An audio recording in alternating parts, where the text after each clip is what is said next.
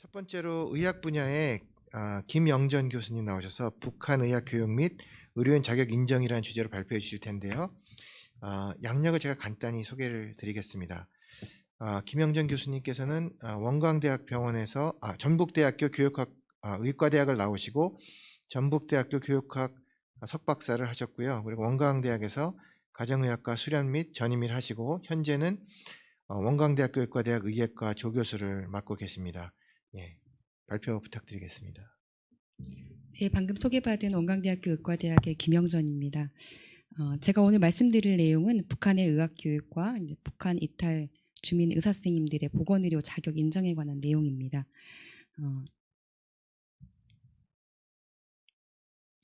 총 3가지로 제가 말씀을 드릴 건데요. 첫 번째는 한국과 북한의 의학교육, 의과대학에 조금 한정해서 말씀드리겠습니다. 의학교육의 차이를 먼저 말씀을 드릴 거고, 두 번째는 5년 동안 제가 재직하고 있는 학교에서 탈북했던 북한 이탈 의사 선생님들을 교육했습니다. 그 내용을 조금 설명을 드리면서 경험적으로 얻은 내용들을 조금 요약해 볼까 합니다. 세 번째는 앞서 말씀드린 2가지 내용에 근거해서 우리가 북한과 한국의 의학교육을 표준화시키고 그다음에 교류를 활성화할 수 있기 위해서는 어떤 것들을 고민해야 되는지, 그리고 또 한 가지는 북한 이탈하신 의사 선생님들이 한국에 정착하면서 어떠한 방식의 의료를 할 수 있을 거고 그걸 보조하거나 지원하는데 저희들이 고민할 것이 무엇인지를 조금 요약해 보고자 합니다. 잠깐 말씀을 드리면요. 한국과 북한의 의학 전문가 양성 프로그램은 다 아시는 것처럼 우리나라는 의예과 2년, 의학과 2년, 동일기관에서 6년제로 이루어지고 있는 게 대부분이고요.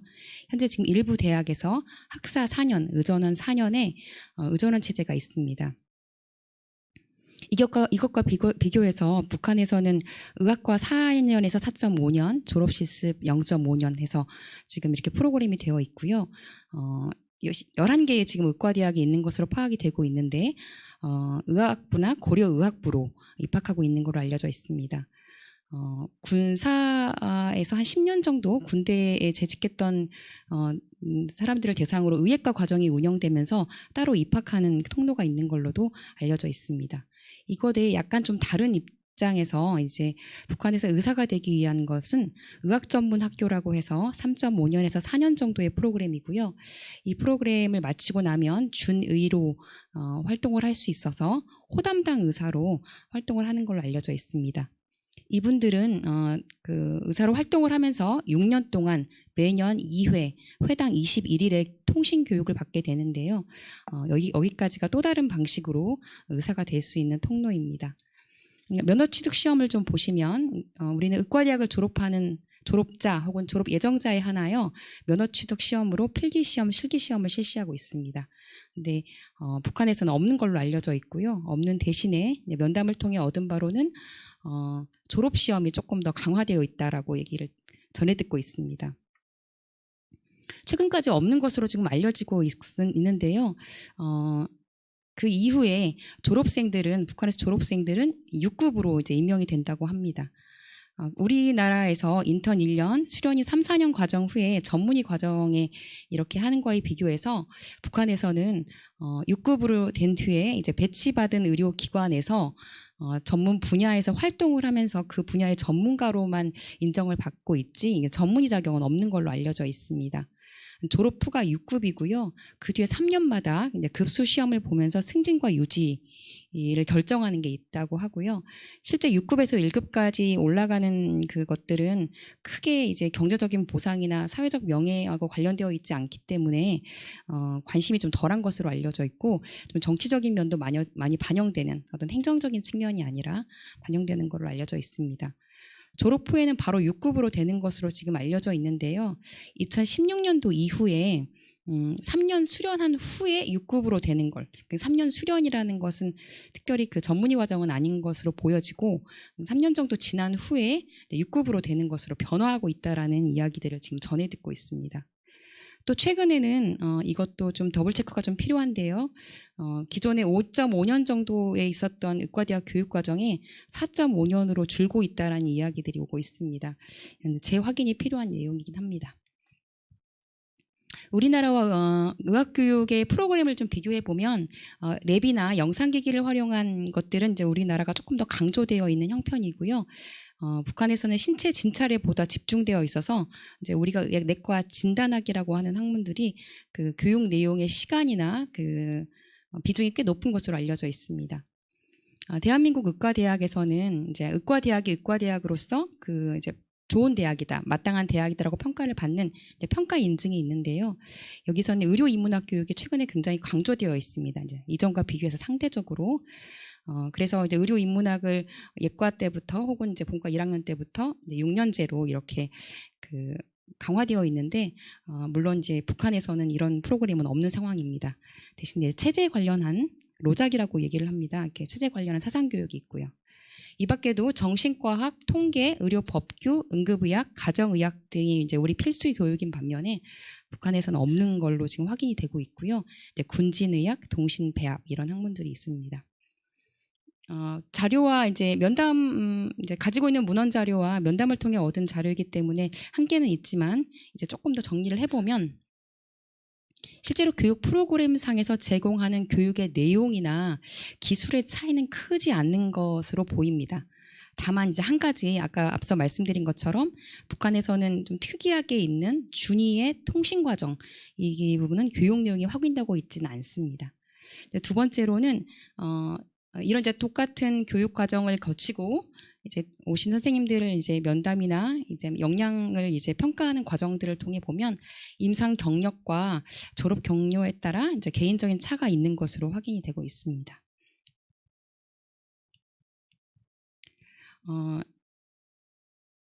북한에서 이제 이탈을 하게 되는 그 의사 선생님들은 국내에 들어오시게 되면 이제 통일부와 국정원에서 학력을 인정받는 그 과정들에 대한 심사가 있습니다. 그래서 이분들이 북한에서 의과대학을 졸업했다라고 인정이 되면 응시 자격 심사를 또 볼 수가 있는데요. 이건 무슨 얘기냐면 우리나라에서 의과대학을 졸업하고 나면 졸업자 혹은 졸업 예정자에 한하여 의사 국가 면허 시험을 보거든요. 근데 필기 시험, 실기 시험이 있는데 이전에 응시 자격 인정 심사라는 걸 봅니다. 근데 그것은 국시원에서 국가시험원에서 심의위원회가 열리는데 국내 의과대학 교수님으로 구성된 면접위원 5인이 이탈하신 선생님들의 면접을 하게 됩니다. 그래서 의료 활동 내용 사실 확인을 하고요. 그다음에 기초 전문 지식, 그다음에 업무 수행에 대한 임상 지식을 면담 형식으로 하는데, 알려진 바로는 이제 뭐 1시간 이내로 하는 걸로 알려져 있습니다. 그래서 이 응시 자격의 인정 심사가 통과가 되면 우리 의과대학을 졸업하고 한 학생들하고 동일한 자격으로 의사면허 시험을 보고 있습니다. 제가 지금 2014년도부터 2022년도까지 자료를 좀 가지고 왔는데요. 그래서 응시 자격 인정 심사, 그러니까 이 심사를 신청한 분들은 북한에서 의과대학을 졸업했다는 학력은 인정된 분들입니다. 신청한 그 사람들과 그 다음에 인정과 불인정한 케이스들을 좀 가지고 왔습니다. 2020년도와 21년도는 이제 상황이 조금 급박해서 들어오신 분들이 많이 없는 상황이고요. 그래서 현재 지금 이렇게 들쑥날쑥하지만 그렇게 응시 자격 인정 심사의 합격률, 인정률이 높은 건 아닙니다. 제가 재직하고 있는 학교에서 이제 2018년도부터 응시 자격 인정 심사에 통과하신 분들을 대상으로 의사 국가 면허 시험을 준비하는데 이제 그 교육적인 지원을 했습니다.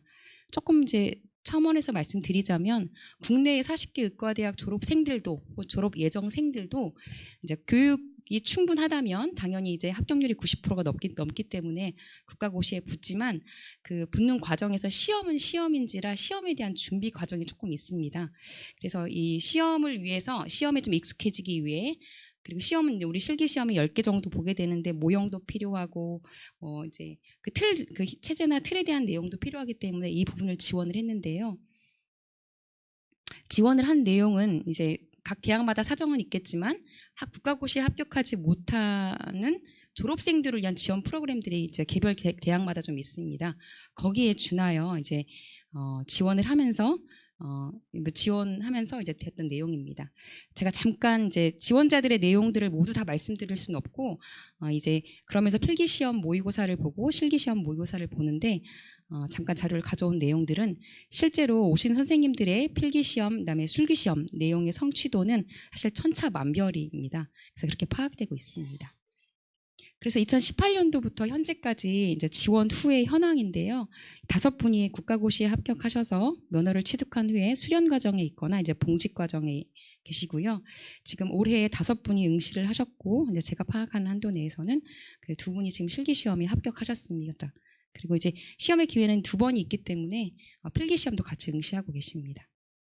이제 지원하는 과정에서 이렇게 계속적으로 지원했던 이제 대학이 저희 대학인지라 실제로 이제 북한 이탈하신 선생님들이 오셔서 여러 가지 지원을 요청하십니다. 근데 그 중에 저희가 조금 난감한 것 중에 하나가 응시 자격 인정 심사가 좀 전에 말씀드린 것처럼 이렇게 쉬운 건 아니고 그 인정하는 그 율도 좀 낮거든요. 그걸 통과하지 못한 상태에서 이제 재교육을 요청하거나 이제 지원을 요청하는 경우가 있습니다. 네, 이제 의과대학의 사회적 창구성을 고려할 때, 그리고 이제 의과대학 교원으로서 저뿐만 아니라 어디까지 교육을 해야 하는지에 대한 조금 이제 고민이 서게 됩니다. 그 얘기도 같이 한번 드려보고 싶습니다. 첫 번째 이제 문제 제기에 해당이 되는데요. 의과대학 교육 프로그램과 교육 환경에 대한 얘기를 좀 해보고 싶습니다. 지금 빨간색으로 제가 표를 해놨는데 국내에서는 의학, 치의학, 한의학, 간호학에 해당하는 교육과정을 운영하는 학교가 평가 인증을 받아야 하고 평가 인증을 받지 않으면 혹은 평가 인증에 평가되지 않으면 불인증을 받으면 1차 위반으로 모집 정지가 되고 혹은 2차 위반으로는 폐지가 됩니다. 이 말씀을 드리는 이유는 실제로 굉장히 질 높은 의학교육의 프로그램을 제공하기 위해 의학교육의 프로그램과 의학교육 환경을 조성하기 위해 이게 법적인 제한이 있고 법적인 제한만 있는 게 아니라 이제 국내 의과대학이 아주 굉장히 많은 재원과 자원을 투자하고 그다음에 이제 저 같은 이제 교육학 전공자들이 포함을 해서 교육 평가를 계속적으로 실시하면서 교육의 질을 확보하기 위한 노력을 하고 있습니다. 이제 그 결과가 현재 지금 이제 의료의 질로 반영될 거라고 기대를 하는데요. 이런 상황에서 실제로 북한 의과대학의 그 교육의 프로그램의 내용과 질이 이렇게 국내 의과대학 수준의 어느 정도인가? 이제 또 다른 표현으로 하면 어떤 부분은 충분하고 어떤 부분은 보완이 필요한 거라는 그 논의가 조금 필요합니다. 그래서 의과대학이 현재 엄격하게 질 관리가 되어 있는 것을 고려하면 우리 동일하게 북한의 현재 교육 프로그램이나 교육 환경을 다 정보를 알고 있지는 못하지만 우리나라 의과대학 수준으로 인정하고 그 다음 프로세스를 진행하는 건 무리가 있지 않을까 이런 의견들도 주고 계십니다. 또 다른 의견은 이건 당위성의 문제는 아니고요. 이제 구성원들이 받아들일 수 있느냐 하는 문제인데 독특하게도 우리나라 한국의과대학 입시가 굉장히 관심도 많고 열의도 많은 반면에 또 예민한 감정적인 부분도 있습니다. 이런 상황에서 이분들을 동일하게 졸업 학력으로 인정하는 문제 혹은 재교육이 필요한 경우에 편입으로 인정하는 문제에서 약간의 이제 이것이 표면 위로 올라오게 되면 이제 갈등도 있을 수 있고 논란도 있지 않을까 합니다. 두 번째는 이제 응시 자격에 관한 얘기를 좀 해드리고 싶은데요. 국시원에서 아까 이윤성 그 원장님이도 말씀하셨지만 응시 자격에 대한 인정 면접을 합니다. 근데 그게 사실은 북한의 의과대학을 졸업했음에도 불구하고 여러 가지 이유로 응시 자격을 주어지지 못하는 경우가 있는데 이게 응시 자격을 확인하는 과정인데 이게 횟수가 제한이 없습니다. 그러니까 올해 시험을 보고 응시 자격 면접을 보고 떨어지면 또 보고 또 보고 또 볼 수 있는 그래서 횟수가 제한이 없기 때문에 이제 이런 과정이 되는데 이때 문제가 뭐냐면 사실 자격이 있는지를 확인하는 과정은 또 다른 학습이나 훈련이 필요한 게 아니라 확인이 필요한 과정인데 이것들이 이제 학습으로 이루어지고 있는 측면이 좀 있습니다. 그러니까 응시 자격을 통과하기 위해 공부하고 연습하고 면접 준비를 하는 그래서 이게 횟수 제한이 없는 게 과연 맞는가? 뭐 한두 번 정도는 그 이제 우리 프로그램이나 우리 그 나만의 환경에 우리나라의 환경에 익숙하지 않아서 한두 번 정도는 이제 뭐 그 기회가 줄 수 있으나 응시 자격 그 심사를 4회, 5회, 5년째 계속 이렇게 하시는 분들이 계실 수 있도록 이렇게 마련해 놓는 건 문제가 있는 거 아닌가 이런 얘기를 또 있습니다. 실제 응시 자격 심사가 지금 2014년도부터 되어 있는데요. 15년, 16년, 이제 17년도 이제 계속 동일한 사람들이 계속 이렇게 응시 자격 심사를 인정을 하고 그 다음에 한 3번쯤 안 된 후에 그 다음쯤 되기도 하고 뭐 이런 내용들이 확인이 되면서 계속 면접을 준비하고 있는 형편입니다. 북한의 의과대학 교육과 북한을 이탈하신 선생님들의 그 수용 문제에 관해서 이제 고민을 하면서 저희가 또 참고할 수 있는 게 해외 의과대학 졸업자에 대한 이제 예비 시험 문제인데요. 이거는 저뿐만 아니라 이제 다른 이제 그 언론이나 의료계에서도 얘기가 되고 있는데 부적격한 그다음에 그 의과대학 졸업자들의 국내 예비 시험, 국내 의사면허 시험을 제한하자라는 여론들이 좀 있는 상황입니다.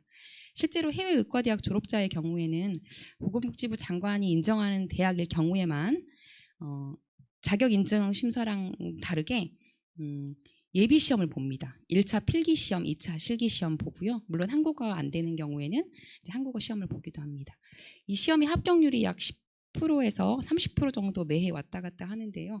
이것도 낮은 형편입니다. 이러한 형태로 북한 의과대학 졸업자들도 예비 시험의 형태로 차라리 인정 심사가 아니라 하자는 의견들도 있습니다. 물론 이제 헌법에 의해 이제 북한은 우리나라이기 때문에 이제 국내 사람으로 한국인이기 때문에 이건 이제 해외 의과대학이라고 할 수 없는 그런 한계가 있기 때문에 이게 적용은 안 되고 있습니다. 세 번째는데요. 이제 2018년도 이후에 파악하고 있는 바로 면허 취득 후에 대부분의 선생님들이 이제 반 이상이 바로 취업을 하십니다. 수련보다는 취업을 하고 있는 형편이고요. 그래서 조금 실제로는 시험을 보고 면허를 취득했으나 국내 의과대학의 시스템이나 국내 의과대학 시스템이나 의료전달 시스템을 수련의 과정에서 누군가 옆에서 코칭하고 누군가 지도하면서 해볼 수 있는 기회를 전혀 갖지 못하는 형편입니다. 이제 그 이후로는 이제 이탈하신 선생님들의 대부분 70년대생 이제 뭐 80년대생까지가 있는데 중장년층이다 보니 그동안 학업과 취업을 병행하는 게 쉽지 않았고 바로 면허를 취득하면서 실제로 일을 하실 수밖에 없는 상황들도 이해가 되고 있긴 합니다. 그다음에 그러다 보니 재북시에 이제 분명히 이제 전문가로서 했던 전공이 있는데 전공과 연계가 부족한 형편으로 요양근무가 이제 다수가 되는 이런 상황들이 벌어지고 있습니다. 이 부분들도 실제 이제 국내에서 의사 선생님으로서 역할을 충분히 잘하실 수 있도록 기존의 전공 역량도 살릴 수 있도록 어떤 방안으로 지원을 해야 될지 좀 고민이 필요한 부분입니다.